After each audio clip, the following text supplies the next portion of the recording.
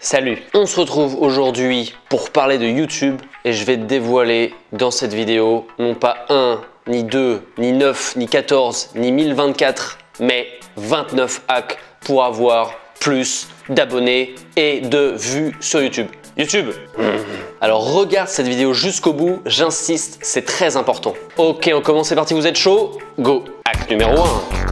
Alors on va commencer à parler des titres. Comme tu peux l'imaginer, il faut un titre accrocheur. Ce qui va déterminer si un viewer va regarder ta vidéo, c'est la miniature, le titre et le nombre de vues. Donc sans tomber dans le putaclic et dans le clickbait en permanence, essaie d'avoir un titre accrocheur. Du genre, comment choper une meuf, comment ne plus être timide, comment booster votre trafic, comment laver les dents à son chat. Voilà, faut que tu te mettes à la place du marin qui va naviguer sur YouTube. Mais en général, les titres qui commencent par comment, ça marche plutôt pas mal. Hack numéro 2.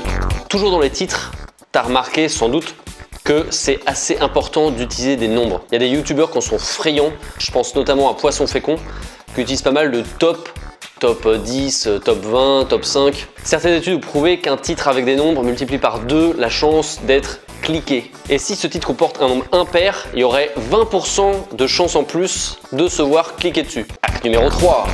Alors c'est encore un petit peu dans le design, l'optimisation de tes titres, c'est de mettre des titres en majuscules. Moi c'est ce que je fais, c'est difficile à évaluer, à quantifier, mais quand tu vois que les plus gros youtubeurs français comme Squeezie, Cyprien, Norman ou autres Thibaut InShape le font, tu te dis que les mecs ils ont des coachs, des managers à YouTube pour mettre en valeur leur chaîne, donc en principe ça marche. Hack numéro 4.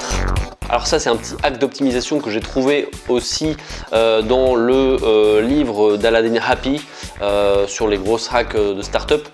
C'est de mettre les titres ou au moins une partie du titre entre crochets.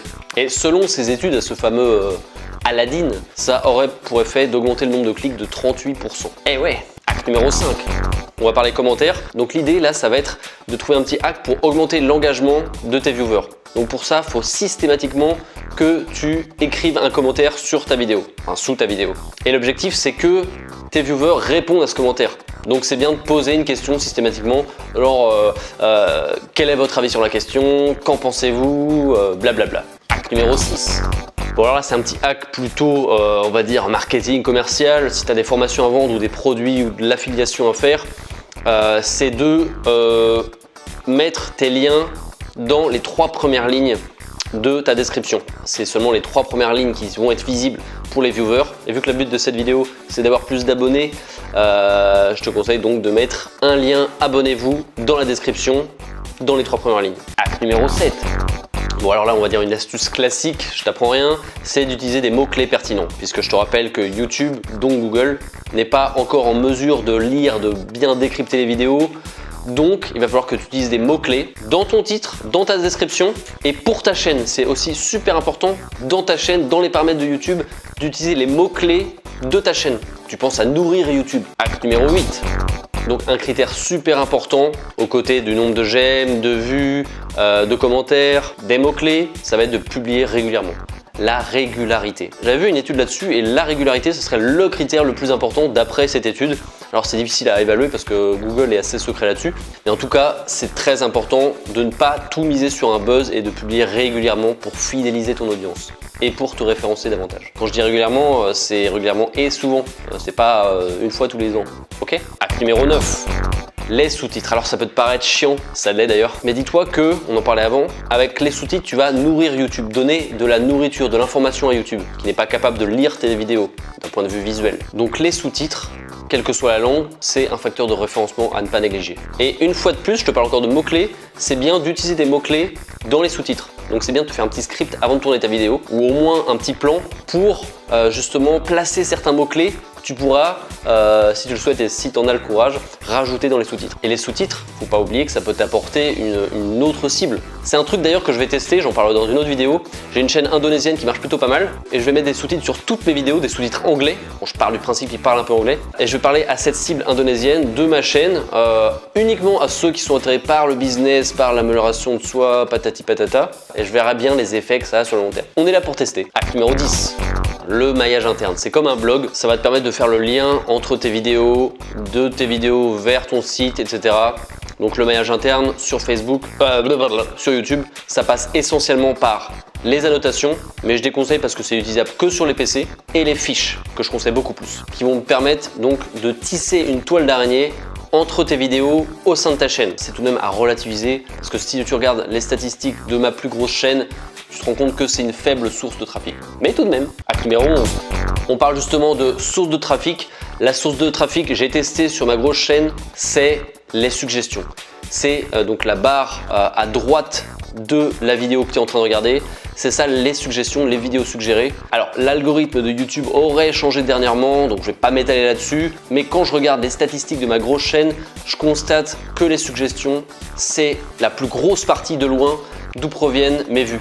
Donc je m'étale pas là-dessus, je ferai peut-être une vidéo spécifique aux suggestions, mais ce que je te dis aujourd'hui, c'est que c'est nécessaire d'élaborer une stratégie pour apparaître dans les suggestions. Sois un fin stratège. Acte numéro 12. Il y a un autre facteur de référencement dont je ne veux pas parler, c'est la durée de visionnage. Et en gros, plus les viewers vont regarder, je parle en valeur absolue, plus les viewers vont regarder de minutes, d'heures, de jours, mieux ta vidéo va se référencer. Donc ce qui est intéressant ici, c'est donc de ne pas te faire des vidéos de 21 secondes, tu vois. Essaie de les faire d'au moins 5 minutes, que tu puisses comptabiliser des minutes de visionnage. Acte numéro 13. Alors là, on parle un petit peu design. Il va falloir que tu optimises la présentation de ta chaîne. Ça coûte pas grand chose, c'est assez court, mais il faut que quand le viewer arrive sur ta chaîne, qu'il se sente un peu waouh, ça a l'air bien foutu, bien sérieux.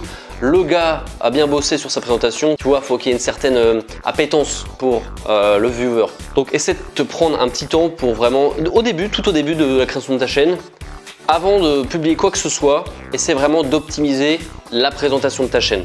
Pense à faire un espace playlist, un espace de tes meilleures vidéos, voilà. Essaie de faire ton truc, mais mets-toi à la place du type qui va regarder ta chaîne. Acte numéro 14. N'oublie pas de modifier le nom de ton fichier avant l'upload. Encore une fois, on parle de donner de la nourriture à YouTube, des informations, donc c'est bien mieux d'uploader un fichier qui s'appelle comme ça plutôt qu'un fichier qui s'appelle comme ça. D'ailleurs, YouTube se souvient du nom du fichier avant upload. Acte numéro 15. Fais des playlists. Fais des playlists. Les playlists, c'est un excellent moyen pour rendre justement, comme on en parlait avant, ta chaîne claire, optimisée. Ta chaîne, ça doit être comme un livre, ça doit être limpide avec un sommaire, des thèmes, etc. Donc c'est bien d'avoir une thématique principale et petit à petit, plus ta chaîne va avancer, plus tu vas avoir des sous-thématiques et donc c'est là que les playlists apparaissent. En plus, les playlists peuvent être enregistrées par tes viewers, donc c'est un excellent moyen de t'apporter plus de vues à l'avenir. Et les playlists ont aussi un référencement à ne pas négliger. Acte numéro 16. Donc si tu te mets à la place, encore une fois, de tes viewers, tout le monde ne va pas regarder ta vidéo à 100%. Voilà, tu as une donnée qui est calculée, qui s'appelle la rétention, qui est calculée dans YouTube Analytics, qui va te donner en gros la part visionnée moyenne par les viewers. Et tu vois qu'il y a pas mal de youtubeurs qui mettent leurs coordonnées, par exemple, je sais pas, leur page Facebook ou leur compte Instagram à la fin de la vidéo. Donc c'est bien de le mettre au début. Tu peux le mettre à la fin, mais c'est bien aussi de le mettre dès le début. Comme ça, le mec le voit direct. Ça peut avoir le désavantage de court-circuiter le viewer qui est en train de regarder ta vidéo et donc il l'emmène sur ton Facebook. Après, c'est à toi de voir ce que tu recherches. Acte numéro 17.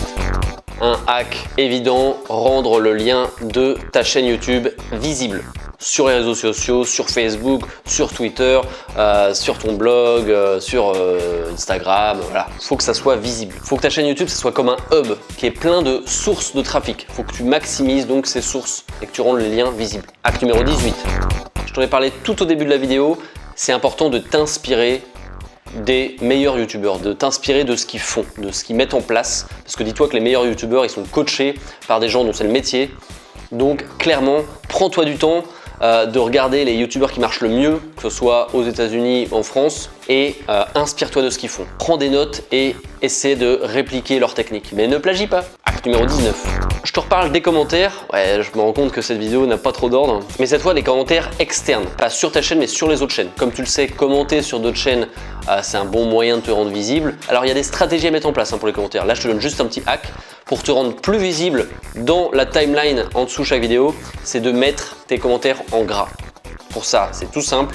Tu mets ton commentaire et tu rajoutes 2 petites étoiles de chaque côté. Ça va te faire un beau commentaire bien grassouillé. Acte numéro 20. Encore et toujours dans le fait de nourrir YouTube, complète de façon complète ton profil. C'est encore une fois une chose à faire dès le début de la création de ta chaîne. prends du temps pour compléter les informations dans les paramètres YouTube. Ça va faire une fois, ça mange pas de pain, mais ça permettra de guider YouTube sur ta thématique, sur tout un tas de choses afin de partir sur de bonnes bases. Hack numéro 21. Alors là, c'est juste un petit bout de code à rajouter après l'identifiant de ta chaîne pour que chaque viewer non abonné voit apparaître une pop-up lorsqu'il clique sur un lien de ta chaîne. D'après Aladdin Happy, encore lui, ça augmenterait de 400% le nombre d'abonnés de ta chaîne. Alors je ne vais pas en parler ici, j'ai fait une vidéo spécifique à ce hack que tu peux retrouver en haut à droite de cette vidéo. Maintenant, hack numéro 22. Alors un hack qui va consister à distribuer dans la rue des flyers avec ta chaîne.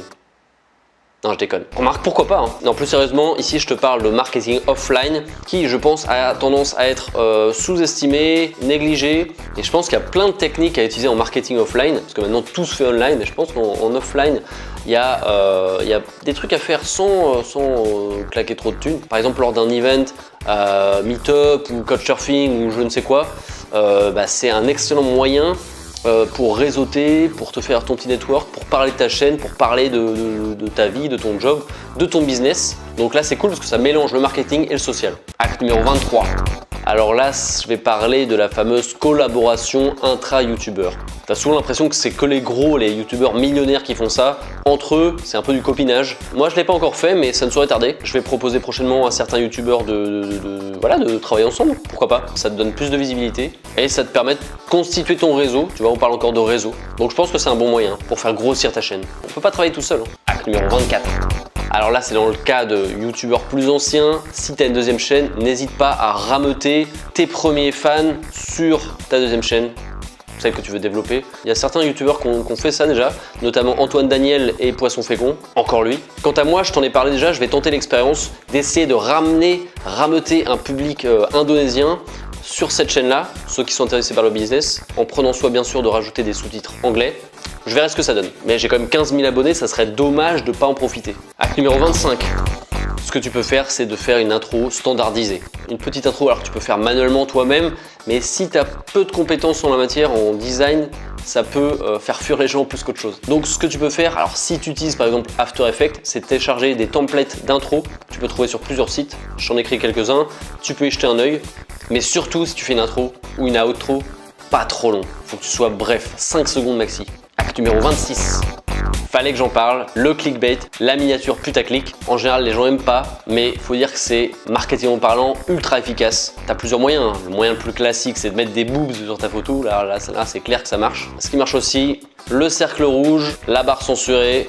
Après, je suis sûr que tu as plein de moyens marketing de tenter la putaclic de façon plus originale, on va dire. Hack numéro 27. On reparle des commentaires externes. L'idée ici, ça va être de te constituer une liste d'abonnements à des chaînes, on va dire concurrentes, qui traitent de la même thématique, et de checker régulièrement dans l'onglet abonnement leurs nouvelles vidéos, de les regarder et de commenter de façon pertinente, attention, pas de spam, afin de gagner en visibilité et d'attirer des viewers sur ta chaîne. Hack numéro 28. Bon, alors un petit hack évident, black hat, donc que j'aime pas trop, c'est de se créer tout un tas de fake profils, de fausses chaînes vides, des coquilles vides, et de s'auto-liker avec ces profils, puisqu'il paraîtrait que désormais le like est le facteur clé de YouTube, en tout cas pour le référencement YouTube. Je pense pas que ce soit la meilleure solution, d'autant plus que je sais pas comment YouTube peut interpréter ça. Le fait qu'un même compte Google like ces vidéos, alors c'est peut-être génial, c'est peut-être un truc tout con à faire, qu'il faut faire. Le problème c'est que Google est hyper secret là-dessus et on ne sait pas si ça peut avoir un effet néfaste sur sa chaîne. Mais si jamais tu arrives à te prouver que ça n'a aucun effet néfaste et que des effets positifs, faut y aller, faut foncer, faut faire ça, parce qu'en plus sur YouTube, personne ne peut voir qui a liké, contrairement à Facebook. Après, on n'est pas dans le cerveau de YouTube. Hack numéro 29. Souvenez-vous, alors regarde cette vidéo jusqu'au bout, j'insiste, c'est très important. J'insiste, c'est très important. C'est très important, très important. Et oui, la rétention, ça fait aussi partie des facteurs essentiels pour le référencement YouTube. La rétention, c'est la part qu'un utilisateur va regarder d'une vidéo. Par exemple, si sur une vidéo, tu as un taux de rétention de 50%, c'est-à-dire qu'en moyenne, les viewers ont regardé la moitié de ta vidéo. Et donc, plus les viewers vont regarder un pourcentage important de ta vidéo, mieux ta vidéo va être référencée. Donc pour ça, il y a des petites techniques comme celle que j'ai faite dans ces vidéos par exemple, qu'on intitule l'open loop, qui consiste à annoncer quelque chose qui va venir après afin de garder le viewer en haleine. Test, ça marche. C'en est fini pour mes 29 hacks pour augmenter ta visibilité sur YouTube. J'espère que ça te servira, j'espère que ça t'a convaincu, j'espère que tu mettras un petit pouce bleu, j'espère que tu vas t'abonner, j'espère que si c'est pas déjà fait, tu es sur le point de lancer ta chaîne YouTube. Si c'est pas le cas, je t'encourage vivement de le faire avant la fin de l'année, même demain. Allez, fais-le aujourd'hui. En tout cas, moi je suis dispo sur ma chaîne pour te donner plein d'astuces pour monter ton business. On en reparle très bientôt. Ciao!